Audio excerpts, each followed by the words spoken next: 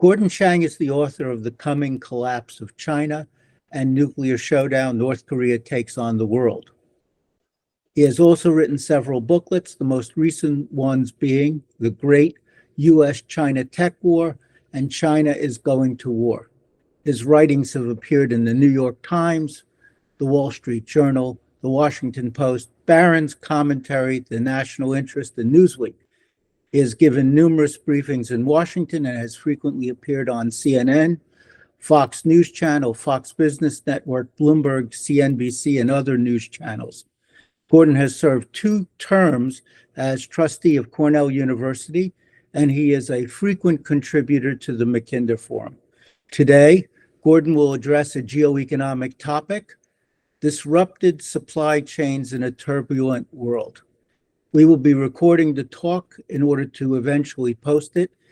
In the meantime, and the Q&A are under Chatham House rule. So thank you very much for attending. With that, Gordon, please begin.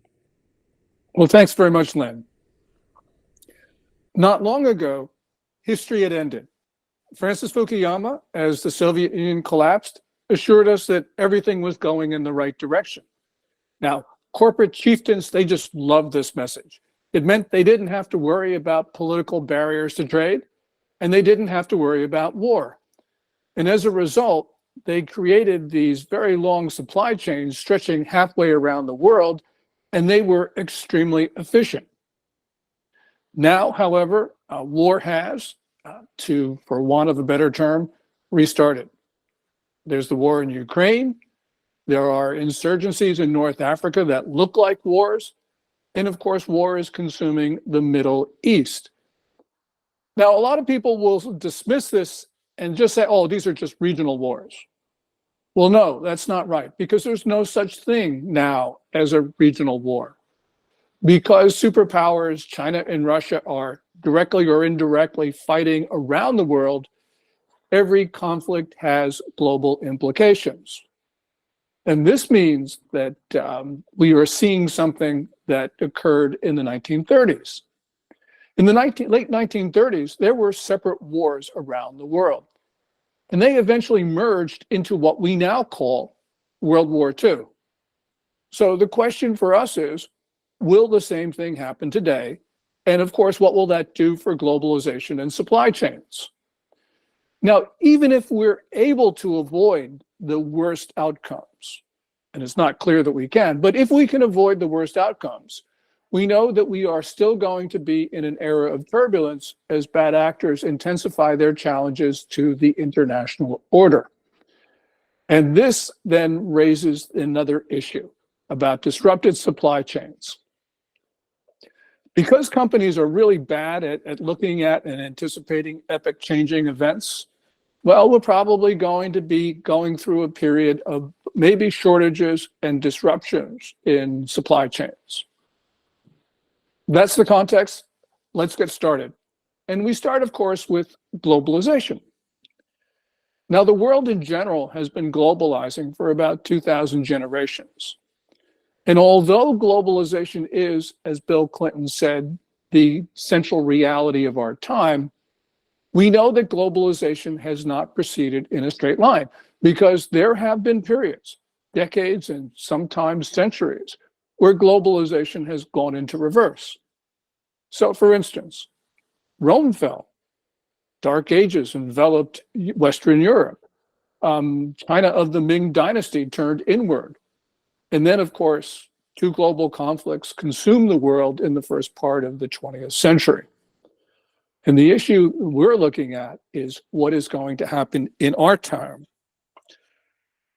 Each of these developments, of course, they resulted in a failure of globalization, and some of them were actually the results of a failure of globalization. But today, regardless, we are seeing economies delink, decouple, and of course, deglobalize. The numbers suggest this. So if we go back to December, the UN Conference on Trade and Development, UNCTAD, predicted that global merchandise trade in 2023 would decline by about 4.5%. And also last year, we saw the two largest economies de-link. Mexico, for the first time in 2 decades, dethroned China. China had been the largest source of imports into the US, no longer. The US Census Bureau numbers report that US merchandise trade with China imports fell 20.3% last year. Now, part of this fall is attributable to Chinese companies migrating to Mexico in order to take advantage of USMCA. And we saw Chinese companies move to countries like Vietnam and others in East Asia. Also, there were some data anomalies that meant that US-China trade perhaps did not fall as much as the US Census Bureau reported. But nonetheless, we see the economies delinking because it was not only imports that fell, it was US exports to China fell last year 4.0%, and two-way trade with China fell 16.7%. I think that we see China starting to panic a little bit. And that was evident on Saturday when Wang Yi, China's top diplomat, went to the Munich Security Conference and warned the West about de-risking, about trying to lessen dependence on China. And he came out and said that China cannot be cut out of the global economy. Well, if it's impossible for that to happen, he did not need to travel halfway around the world to a city in southern Germany to tell an assembled audience about something that was impossible. In fact, the world is delinking from China. And to a large extent, it is China's fault. Now, UNCTAD has stated that for this year, it said, quote, it's going to be highly uncertain and generally pessimistic, the general outlook. And it was due to what it said were persistent geopolitical problems, aggravated debt situations in some countries, and widespread economic fragility. And UNCTAD also said that there was diminished demand in developed economies and underperformance of economies in East Asia, which I think it was referring to China. So why are these phenomena occurring at this point? Well, Larry Fink has an answer. Quote, Russia's invasion of Ukraine has put an end to the globalization that we have seen over the last 3 decades, unquote. That's from Fink's March 24, 2022 letter to BlackRock shareholders. Fink said that the Russian invasion killed globalization because globalization had already been weakened by the COVID-19 pandemic, which lessened connectivity among countries, among companies, and among people. Now, Fink has a large stake in globalization. He's been one of its most vociferous proponents. He's been one of its biggest beneficiaries because he's the head of BlackRock, the world's largest asset manager, controlling some $10 trillion of assets. But Fink was not the only one who was concerned about what he was seeing. Henry Kissinger, at about the same time, spoke of a, quote, totally new era. And Xi Jinping and Vladimir Putin met in September 2022, just a few months after Larry Fink's letter. And this was in Uzbekistan. And at that time, the Chinese leader spoke of a, quote, a world of chaos. Now, in this world of chaos, the skies and seas are no longer reliably safe for commerce. Now, the Red Sea attacks by the Houthi militias, they've convinced many shipping companies to add at least 2 weeks and somewhere between 11 and 12,000 nautical miles to their journeys by avoiding the Suez Canal and going around the tip of southern Africa, Cape of Good Hope. And they've done that because they've got to avoid those attacks. We know that that was the smart move because just a few hours ago, we learned that the crew of a British bulk carrier, the Ruby Mar, actually had to abandon ships because of missile attacks from the Houthis. But the current traffic through the Suez Canal is certainly been down. And there have been a number of reasons. It's not just the Houthis. I mean, we've got to go back to March 2021 when an Evergrande container ship turned sideways and blocked the canal for 6 days. And that had an effect on the way people started thinking about shipping goods between Europe and Asia. And it's meant that these long supply chains that developed after history ended have now become unviable. Now, it's not just the Suez Canal. There's a drought in Panama, which has affected operations at the canal, which has had to reduce traffic through the canal and therefore increase congestion. In one day of last August, there were 200 ships waiting to enter the Panama Canal. The freshwater surcharge that has been imposed has made journeys through the canal more expensive. And also, because of the decrease in water, the larger ships transiting that waterway have had to actually unload cargo before entering the canal, and that cargo is reloaded on the other side. Quote, "The global supply chain as we know it is irretrievably broken." That was written by an international lawyer, Dennis Unkovic, in a book which will be released in a few weeks by Encounter Books called Fragile China. He also says, quote, "Nothing ever again will be normal." Well, companies have had to react to the abnormal as they had to reroute their supply chains. And this has been occurring for a few years. So for instance, in the middle of 2021, Steve Madden, the American apparel and footwear maker, announced that due in part to supply chain problems, it was moving about half of its women's production from China to Brazil and to Mexico. Mexico has been a big beneficiary of this move as companies have been nearshoring, as it's called. And this is also what US Treasury Secretary Janet Yellen has been calling friendshoring. But we have more than just anecdotes. UNCTAD reported that since Q1 2021, that countries that were, quote, geopolitically close, as measured by UN votes, have increased their trade by more than 6%. And at the same time, countries that are geopolitically distant, quote unquote, or geopolitically very distant, they've decreased trade by more than 4%. So supply chains are being reworked. Some people actually say in the future there will no longer be supply chains. There will be instead supply webs as companies start to find multiple suppliers. Now, supply chains, supply webs, supply whatevers, they are not going to be nearly as efficient as what we have experienced over the last 3 decades, but they will be more resilient. Now, all trends, of course, end. And the question is, we're obviously at the beginning of a deglobalization trend, so how long will it last? Well, in summary, I don't think there's any end in sight to this. The forces that have ended globalization are by no means exhausted. BlackRock mentioned two factors, Larry Fink. One of them was COVID, the other was the Russian war on Ukraine. You know, with regard to COVID, COVID's almost over, but nonetheless now the World Health Organization is talking about disease X. Now, many people think that the WHO comments on disease X are really just fear-mongering to get countries to sign the pandemic treaty, but fear, whether it's justified or not, has real-world consequences.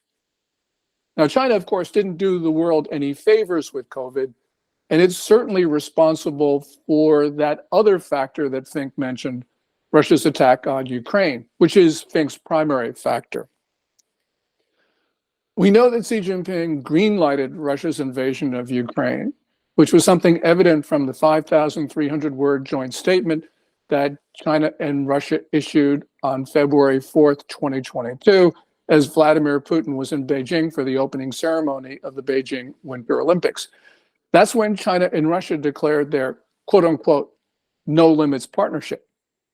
Now, since that time, China's support for Russia's war effort has been extensive, and it's been across the board.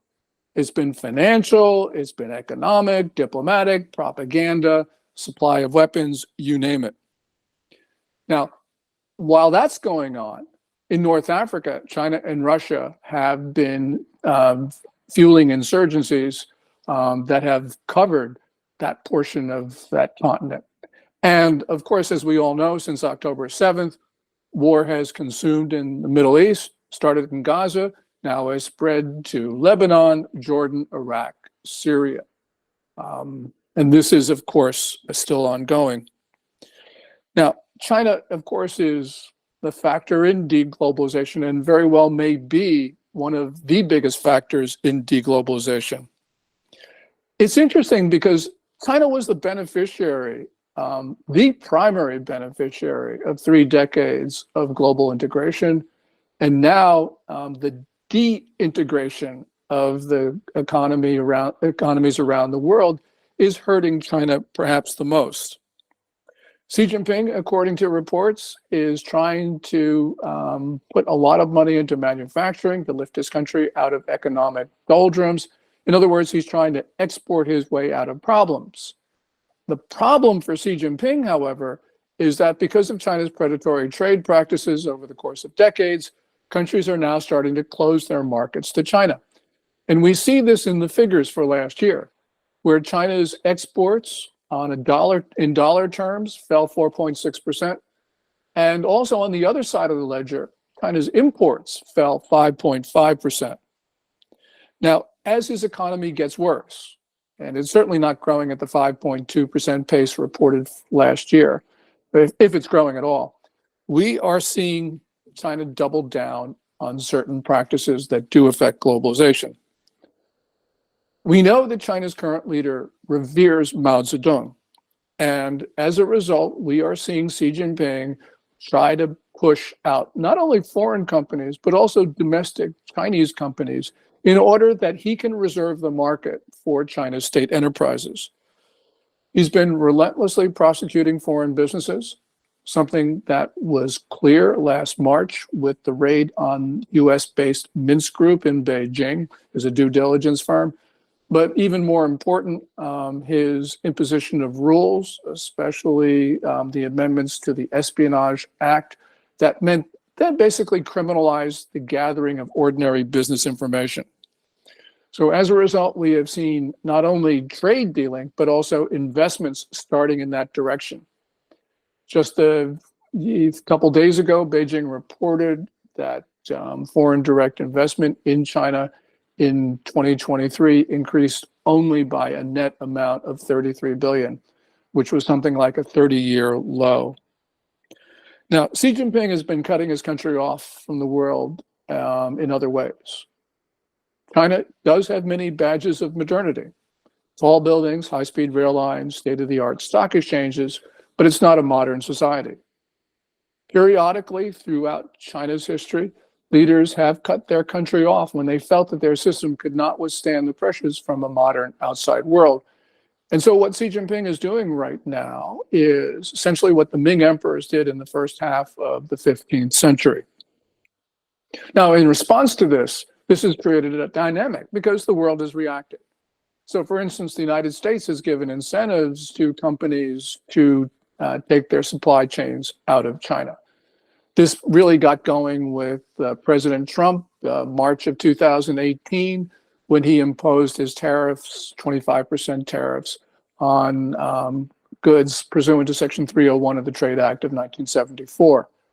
President Biden has continued generally the Trump tariffs, and Trump a week ago in a number of interviews said that he was going to increase tariffs from 25 to 60%.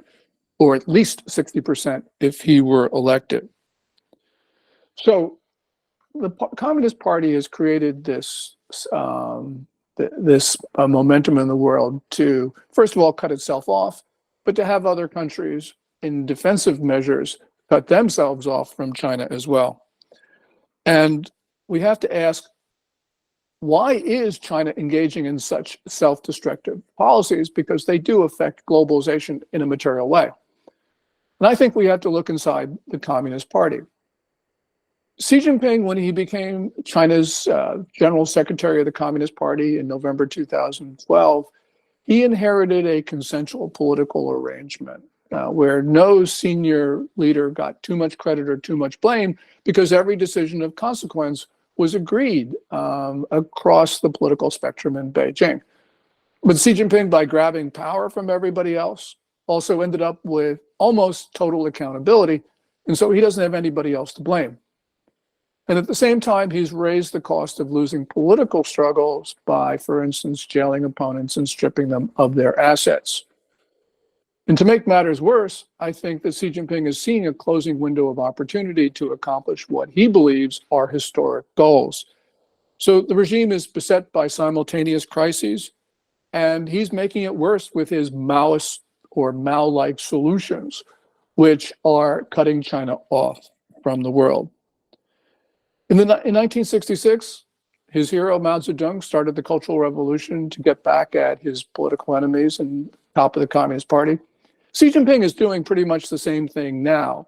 And the only difference is that Mao didn't have the power to start a global war, whereas Xi Jinping does.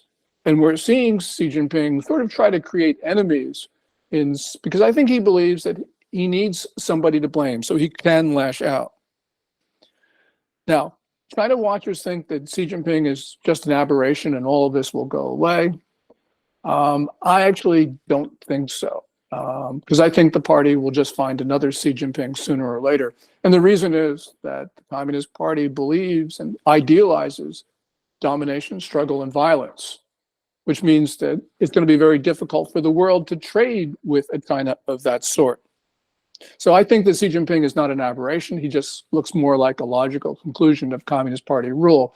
And that, of course, has all sorts of implications. So at this moment, we have China on a war footing, which means we have the world closer to global conflict. Nothing in geopolitics is inevitable, but we can all see what is coming. So let's bring all of these developments in China back to the issue of global trade and supply chains. Now, if peace promotes trade, if trade promotes peace, it's just everybody says, then we should be asking the following question. Does the reduction in trade pave the way to war? Well, Samuel Huntington said yes. In his 1996 landmark book, The Clash of Civilizations and the Remaking of World Order, this Harvard political scientist said it was not the volume of trade that was important for peace. It was the direction of trade.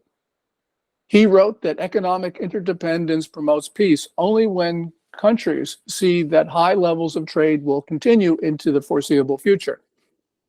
And then he said, look, if countries see their trade interests diverging, then, quote, war is likely to result.